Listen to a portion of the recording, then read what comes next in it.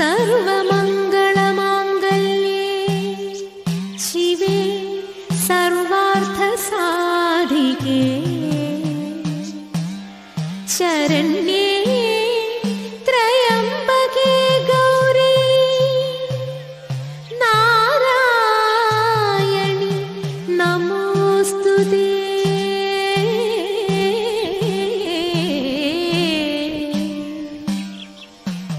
नारायणि नमोऽस्तुते।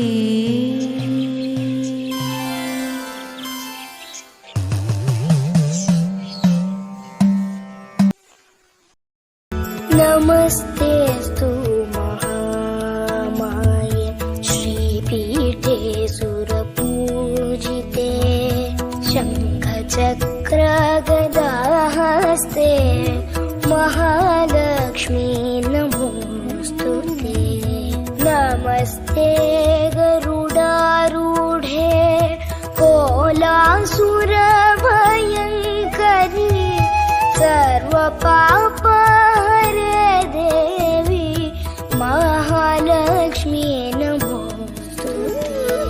सर्वज्ञे सर्ववरदे सर्वदुष्टभयङ्करी सर्वदुःखहरे देवी महालक्ष्मी नमोऽस्तुते। सिद्धिबुद्धिप्रदे देवी मुक्तिमुक्तिप्रदायिनी मन्त्रमूर्ते सदा देवी महालक्ष्मी नमोऽस्तुते। आद्यन्तरहिते देवी आदिशक्ति महेश्वरी योगजे योगसम्भूते महालक्ष्मी नमोऽस्तुते। स्थूलसूक्ष्म महारौद्रे महाशक्ति महोदरे महापापहरे देवी महालक्ष्मी नमोऽस्तुते। पद्मासनस्थिते देवी परब्रह्मस्वरूपिणी परमेशी जगन्माता महालक्ष्मी नमोऽस्तुते।